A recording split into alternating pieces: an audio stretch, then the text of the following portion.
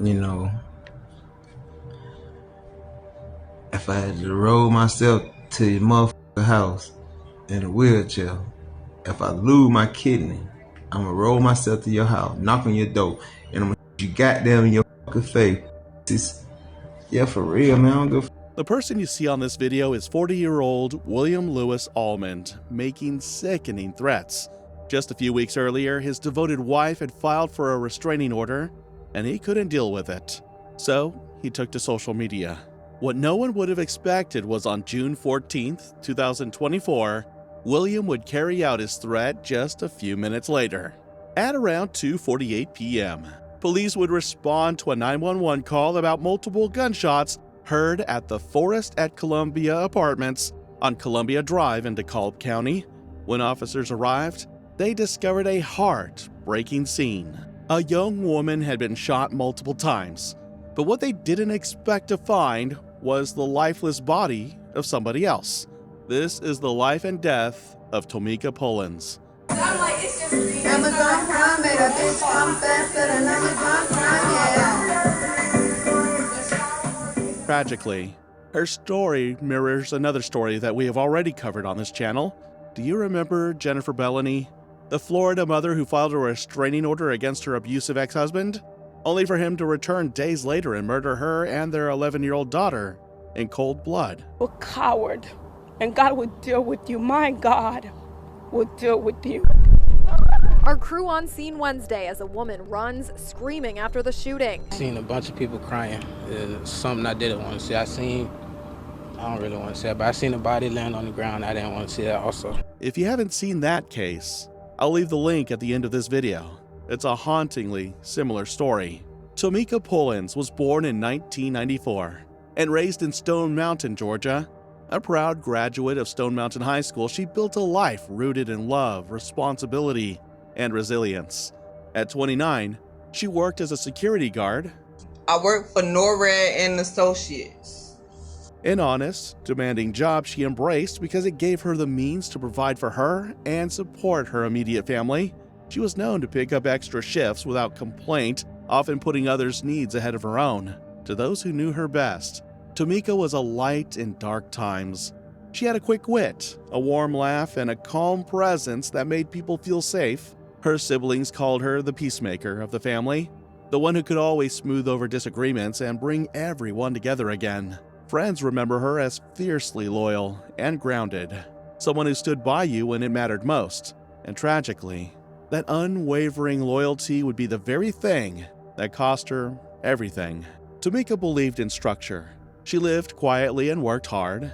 Tomika wanted stability, peace, and a future her children could thrive in. And in everything she did, love was at the center. Tomika met and eventually married 48-year-old William Lewis Almond. At first, their relationship felt like a hopeful new chapter, one filled with promises of stability, trust, and companionship. William was several years older and spoke as someone who had experienced life's challenges and wanted to build something lasting.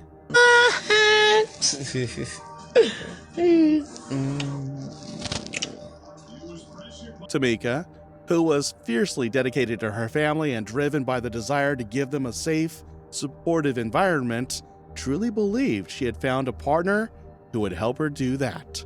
He was affectionate in public, always saying the right things and making Tomika feel cared for. They spent time together, attended family gatherings, and even went on small trips, making memories that Tomika hoped would last a lifetime. Encouraged by his words and the image of a strong partner at her side, she put her trust in him, hoping that together they could build a secure and loving home for the future she envisioned. But behind closed doors, cracks began to show. The age difference quickly became less about maturity and more about control. Those closest to Tomika would later say that she didn't always seem like herself anymore. Her vibrant energy had dimmed, but despite this, the couple would share pictures and videos of them together.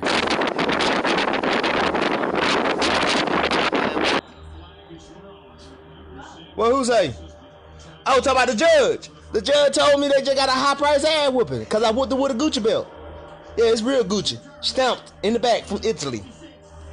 The nigga been there and he knock out. See, you know, I got a nice taste, but I'm a broke nigga with a high price taste bud though. You feel me? Yeah. For real.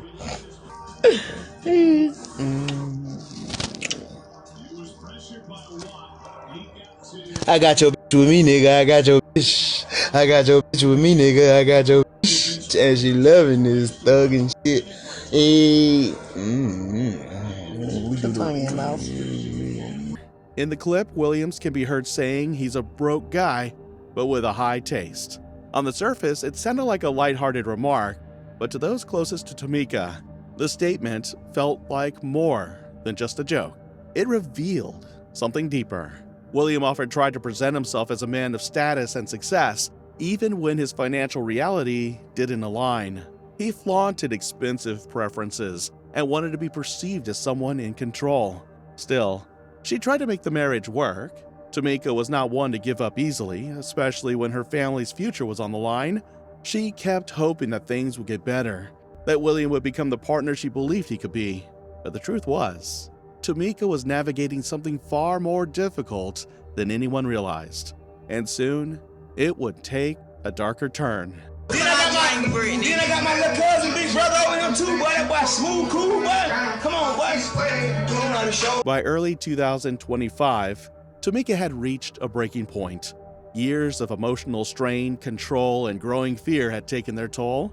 Those close to her say she no longer smiled the way she used to, and the once vibrant woman who lit up family gatherings had begun to withdraw. It became clear that Tamika no longer felt safe, so she made a decision that many victims of domestic abuse struggle to make. She filed for a restraining order against William. She wanted out, not just for herself, but for the sake of the loved ones she cared for and supported daily. It was the first real step toward freedom, but tragically, it may have also marked the beginning of her final chapter. William didn't take the separation well. In fact, he resented it. Friends and family say he struggled to accept that Tamika had left him, let alone that she had taken legal steps to keep him away. For a man used to being in control, the restraining order was a blow to his ego. He didn't like the idea of being shut out of her life, and according to those close to the situation, he became increasingly agitated. After the separation, William's anger began to spill into the public. He took to social media, posting videos where he spoke bitterly about Tamika and her family. Y'all took this shit to another level. Y'all took this shit to another level. I'm talking about, it's the same thing. I call and check on your brother. He cussed me out and accused me of some bullshit. Call and check on you. You come at me the same way. I mean, first of all, when your daddy was whooping me, your mama ass, boy, it wasn't just your mama. It was me and you. Why the you think they call me Wild Bill? I'm still trying to get over. I'm still trying to figure out what the I did to you or your brother. In the clips, he portrayed himself as the victim, claiming he had been mistreated, misunderstood, and pushed aside. He talked about how Tamika had changed and accused her loved ones of turning her against him. I'm trying to get over how you just talked to me through a message, though. That's how you and your brother be doing. Now, I mean, I ain't never did nothing now on y'all. I always been there for you. You know, I ain't asked you for nothing. You know what I'm saying? None of that. You know, I just reached out to you and everything, little girl. You know what I mean? But for the most talking that crazy like your brother called me a shit. Come on, man. Y'all ain't gonna get in my face and say that shit, boy. What he said next was even more disturbing. Boy, I don't care no more. Boy, it's gonna be your last time ever disrespecting somebody. You and your bad brother, boy. And calling me and my family out that name. Come on, man. Come on, man. Slaughter gang. I'm a fuck one of y'all. Boy, swear to God, I ain't gonna do no more talking. When I see you, it's on sight. This is my last one. Let me tell you something, little girl. Boy, I've been a grown man. But I will fuck you, your brother, and your boyfriend the fuck up, man. Just give me the address, man. I swear to God, I'm gonna show y'all some. I swear to God, on that thing around God's head, boy. I'm talking about, I don't give a fuck, boy. Boy, you gonna sit there and talk to me any kind of way? Y'all pop that shit. Y'all disrespect me. Don't beg for yourself when a nigga pop up in your face, cause I have no understanding no more. Y'all took this shit to another level. Williams's behavior escalated in terrifying ways. He allegedly made direct threats to Tamika's family, stating he would come to their home and shoot it up, regardless of who was inside. In a chilling and deeply disturbing twist, he didn't stop there. He also allegedly warned that even children wouldn't be spared if they were present. He didn't stop there.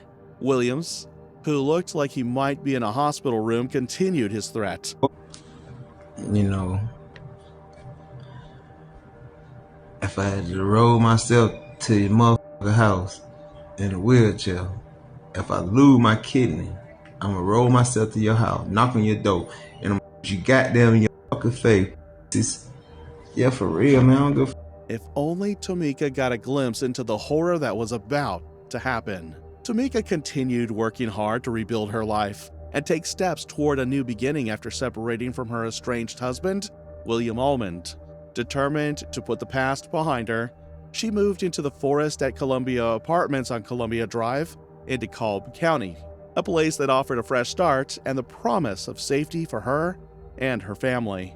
Living with her was her 7-year-old niece, Dior Scott, a bright, imaginative little girl who loved drawing, singing along to her favorite cartoons, and sharing every moment of her day with her aunt. The two had an incredibly close bond. Dior looked up to Tamika as a role model and felt safe in her care, and Tamika cherished every second they spent together. Tamika was focused on creating a stable, loving home, surrounded by close friends and family who supported her decision, but tragedy would strike when no one expected. talk to a grown ass man any kind of way. All you gotta do is just send me their goddamn address. I'm gonna pull up and beat y'all the fuck up. I swear to God. Niece, nephew, I don't give a fuck. On June 14, 2024, at around 2:48 p.m., DeKalb County Police responded to reports of gunfire at an apartment complex in Stone Mountain. What they discovered was beyond devastating, a scene no family should ever have to face. A massive police presence at an apartment complex in Decatur. These are live images from the First Alert chopper. Let's give you an idea of where this is.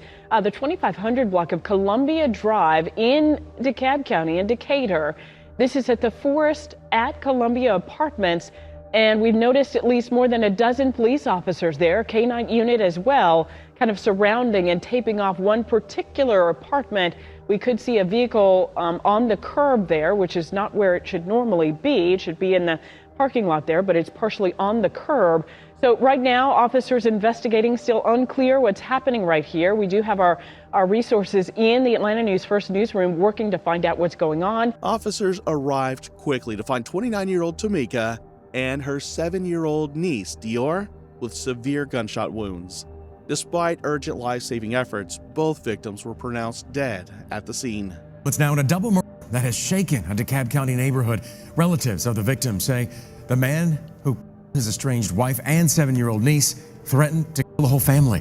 The violence had unfolded in broad daylight in what should have been the safety of their own home. What went so terribly wrong? Who would have wanted them both dead? Police launched their investigation immediately, and they didn't have to look far to uncover the horrifying truth. Witnesses recounted seeing a man approach the apartment that afternoon.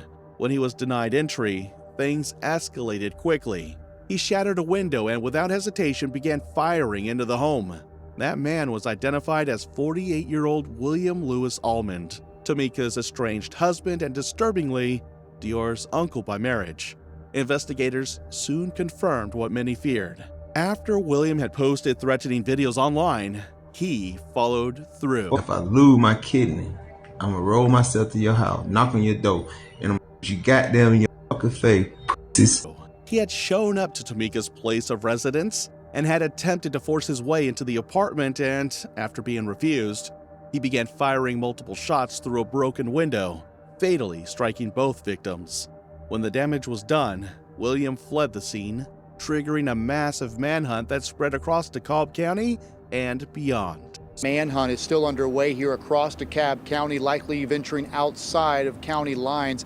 They are actively looking for the man who opened fire in this apartment right behind. So as police flooded the streets and neighbors stood frozen in fear, investigators worked with urgency.